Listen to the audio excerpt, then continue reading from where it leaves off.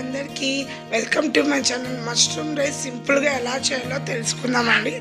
ముందుగా మష్రూమ్ని కట్ చేసి హాట్ వాటర్లో ఉంచాలండి. ప్లేట్లో ఆనియన్, పచ్చిమిరపకాయలు తరుక్కొని పెట్టుకోవాలి. మరో ప్లేట్లో జింజర్ గార్లిక్ పేస్ట్, అలాగే గరం మసాలా, బిర్యానీ మసాలా ఐటమ్స్ పక్కన ఉంచుకోవాలి. స్టవ్ మీద ప్యాన్ పెట్టి ఆయిల్ పోసుకొని బిర్యానీ మసాలా ఐటమ్స్ వేసి మగ్గనివ్వాలి. అందులోనే ఆనియన్, పచ్చిమిరపకాయలు కూడా వేసి మగ్గనియాలి. దాంట్లోనే మష్రూమ్ కూడా వేసి కొద్దిగా సాల్ట్, అల్లం తెల్లగడ్డ పేస్ట్ వేసి బాగా వేయించాలి. అందులోనే కొద్దిగా కారం, గరం మసాలా, ధనియాల పొడి కూడా వేసి బాగా వేయించుకోవాలి. కొద్దిగా వేగాక వాటర్ యాడ్ చేసుకోవాలి. వాటర్ యాడ్ చేసి బాగా మగ్గనిస్తే మష్రూమ్ అంతా బాగా ఉడికిపోతుందండి. అందులోనే ఉడకపెట్టిన రైస్ని మనకు కావాల్సిన క్వాంటిటీని బట్టి దానికి సరిపోయేంత రైస్ వేసి బాగా కలుపుకోవాలి. కలుపుకున్న తర్వాత లైట్గా దానిపైన పెప్పర్ పొడి చల్లుకోవాలి.